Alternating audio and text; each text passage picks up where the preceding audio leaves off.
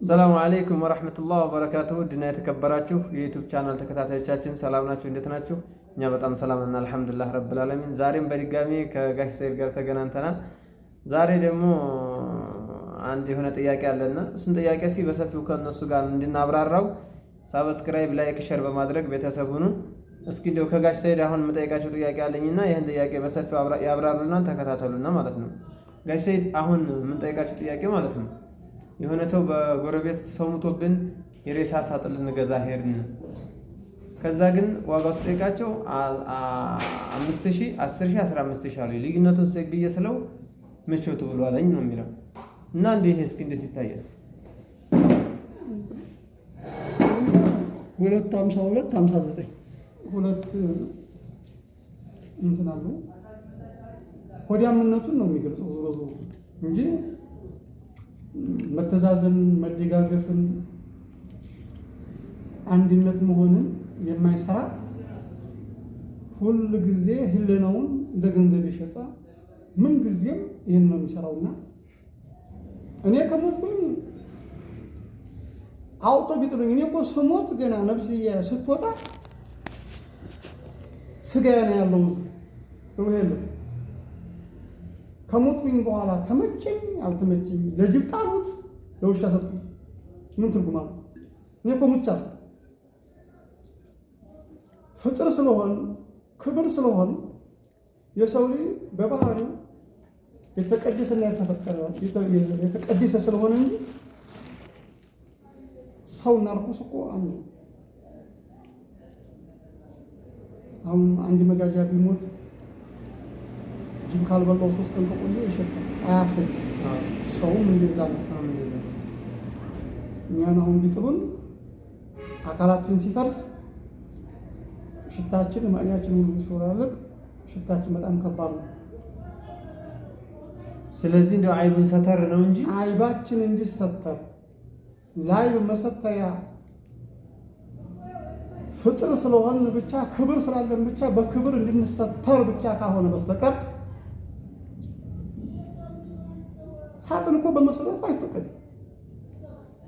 ሲያቀናጣው ነው እንጂ ሳጥን የሚደረግለት የሰው ልጅ ክብሩ መሬት ጋር ሲገናኝ ነው። እንደው በክርስቲያኖቹ እንዴት ነው ይሄ ነገር? በክርስቲያንም ቢሆን ያው ሲያጸናድቁት መከራ ሲያሳዩት ነው እንጂ በክርስቲያንም ዘንድ ቢሆን ሰሌን ነው ያለው። ትክክለኛ የክርስቲያን ቀብርም ሰሌን ነው፣ ዲበን የሚባል ማለት ነው። ትክክለኛ ቀብራቸው በሰሌን ይሆናል። ዲበን የሚባል ቀብር ነው መቀበሪያቸውም ትክክለኛው ራሱ። ሳጥን ሲያቀናጣው ሰው ቢገለውማ አይሞትም። ሰው እንዲገለው ከተፈለገ የሰው ልጅ ምቾት ይፈልጋል ከተባለ ሳይሞት ነው። ሳይሞት ህይወቱ ሳይጠፋ ነው የሰው ልጅ ምቾት። አልጋ ላይ ሆነ የፍራሽ ላይ ሆነ መሬት ላይ ያለው ዝናብ እየፈሰሰበት ነው፣ ዝናብ እየመታው ነው። ቆርቆሮ ቤት ነው ያለው፣ ግንብ ቡልኬት ቤት ነው ያለው፣ ሳር እንጨት ቤት ነው ያለው። ከዚህ እናውጣው ተብሎ ነው የሰው ልጅ በቃ ለትክክለኛ ለዲን ከሆነ ወይም ትክክለኛ ነፍስን ለማሸነፍ ከሆነ ሰውየው ሳይሞት ዳቆ ቤተሰቦች ሞልተውና ችግረኛ እኮ ዘመዶች አሉ በቃ በረንዳ ላይ የሚያሉ እነዛን ሰዎች ለማውጣት ተበረንዳ ለማውጣት ትምህርት እንዲማሩ ለማድረግ ቁርአን እንዲቀሩ ለማድረግ የተሻለ ህይወት እንዲኖሩ ለማድረግ ከጎዳና ለማውጣት መጣር ነው። ለሞተ ሰው ድሎት አይመችም። ሞቷል። ድንጋይ አንከባለልከው፣ ሰበርከው፣ ጣልከው ምን ትርጉም አለው? እኛ ከሞትን እኮ ድንጋይ ነው።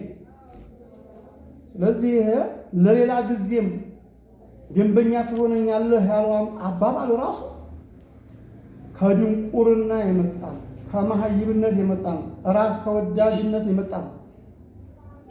ሁልጊዜ ለገንዘብ የጣረ ሰው እሱ አይሞትም። እሱ እንትን ነው፣ እሱ ፍጡር ነው፣ ተፈጣሪ አይደለም። ራሱን እንደ ፈጣሪ አድርጎ ለምን ይሆናል? ለጊዜ ደንበኛ አለኝ ብሎ ማውራት ራሱ ሐራም ነው ራሱ። ይህንን ለቀጣይ እንደገና ይቅር ተበላሽቻለሁ ወይም መጥፎ ነገር ተናግሬያለሁ ብሎ ራሱ ሂሱን እንዲወቅ ነው ብሎ ጨርሻለሁ። አመሰግናለሁ። ጋሽ መሐመድ ሳሲ አሁን በዚህ ጉዳይ ትላላችሁ? የሬሳ ሳጥን ሰውየው ጎረቤት ሰው ሞቶብና የሬሳ ሳጥን ልንገዛ ሄድን። ከዛ ስንሄድ አሳየን፣ ኑ ግቡ ብሎ አሳየና አለ። ከዛ የ5,000 አለ፣ የ10,000 አለ፣ የ15,000 አለ አለኝ። ልዩነቱ ምንድነው ብዬ ስለው ምቾቱ አለኝ አለ። በቃ እሺ ይሄን ትንሹን እሺ ይሄን ስጠኝ በስንት ግዛ ስለው በቃ ለሌላው ቀን ደንበኛ ትሆነኛለህና 4,500 አድርጌልሃለሁ ብሎ አለኝ። ስለዚህ እኒህ የሬሳ ሳጥን የሚሸጡ ሰዎች በክርስትና ሃይማኖት ላይ ያሉ ናቸው በብዛት። ቢሆንም እንደው ወደ ፈጣሪያቸው ቢመለሱ የሚል ሐሳብ ነበርና እስኪ እንደው ይሄ ነገር እንዴት ይታያል? ሰውየው እኮ የነጋዴ ነው። ሰውየው ነጋዴ ነው። የግድ ያዘውን ነገር እያግባባ ለመሸጥ ያደረገው ነገር ነው። ይሄ እንትን ነው፣ ይሄ እንትን ነው፣ ይሄ ኮንፈርት ነው፣ ይሄ ምንድን ነው? ይሄ በቃ ኮንፈርት የሚለው ነገር ይሄ ዋጋ አልባ ነው። መሬት ናት ለሰው ልጅ ኮንፈርቱ። ትልቁ ነገር ምንድን ነው? የሰው ልጅ ካፈር ነው። ካፈርና ከውሃ ከንፋስ ነው ተሰራው ይባላል እና ሲመለስም ወደ አፈር ነው። በእርግጥ ያም አፈር ይበላዋል ጣውላው። ለሰውየው ጣውላውም ሆነ ምንም ሆነ ምቾት የሚለው ነገር ዝም ብሎ ካለማወቅ ሰው ከሞተ በኋላ ላይ ጅናዛው ምን አይነት ምቾት የሚለው ነገር ካለማወቅ የሚመጣ አባባል ነው። አሁን ለማን ነው ምቾት? ምቾትማ ለዛ ለሰው በህይወት እያለ መኝታ አልጋ ገዝተው ቢሰጡት ነበር የሚመቸው። ግን ወደ አፈር እየተመለሰ ሰውየው እንዲመቸው የሚል አባባል ይሄ የነጋዴ ባህሪ ዝም ብሎ አንዳንድ ጊዜ ሁሉንም ባያስብልም ስግብግብነት ነው። ገንዘብ ማገኛ መንገዱ ስግብግብነት ነው ያስተጋባው ሰውየው። ለምን ተመልሰህ ደንበኛ እንድትሆነኝ የሚባል ነገር ነጋዴ መሆኑን ነው የሚያሳየው። ለምን ከዛ ጋር አለላችሁ እያልክ በቃ ከሱ የሆነ ሰው ሲሞት እሱ ባለ የተባለ ወደዛ እንዲልክለት ነው የፈለገው ሰውየው። በሌላ እንደ ለተባዩ ሰው ግን በጣም ያናድድ። ግን እዛ ቦታ ላይ እንደዛ ሲለው እንዲሆነ እና ሁልጊዜ እየሞተብህ ናዞሎ ሁልጊዜ ይሞትልህ ነው ትርጉም። ሁልጊዜ ይሞትልህ ይሄ ዝም ብሎ ብቻ እየመጣህ እኔን ግዛኝ፣ ጥሬ ቃሉ እየመጣህ እኔን ግዛኝ፣ ያው ዘመዶች ይለቁልህ አይነት ነገር ነውና ይሄ ሰውየው ራሱ መባል የሚባለውን ነገር ያለየ ዝም ብሎ የሆዳም የስግብግብነት ንግድ ስለያዘ ነው እንጂ እሱማ ሳጥንም ተቀብሮ እኮ አውጥተው የሬሳውን አውጥተው ጭጥረው እኮ የሚዘርፉም ዘራፊ አሉ። እንደዛም ነገር አለ ብዙ ቦታ። አሁን በብዙ ቦታ ላይ እኔ ነገሮች በተለይ በአዲስ አበባ ከተማ ላይ እነዚህ ኮንፈርት ሳጥን ምናምን የሚባል ነገር አለ። ለእሱ ያልሆነ ገንዘብ ለእኛ አይሆንም፣ ወርቅ አታውጡ፣ ጥርሳት እንትን አትበሉ የሚሉ አሉ። ያንን ሁሉ መረጃ የሚያውቁ ሰዎች ቀብር እየሄዱ ያወጣሉ።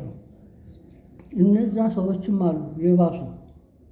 ደንበኛ እንድትሆነ ማለት ለሌላም ሰው እዛ አለ እንድትልልኝ ነው በአንድ በኩል ደግሞ የሞተብህናልኝ ነው። እና የምንናገረውን ነገር መለየት ይጠበቅብናል። ምክንያቱም ምንም ነጋዴ ብንሆን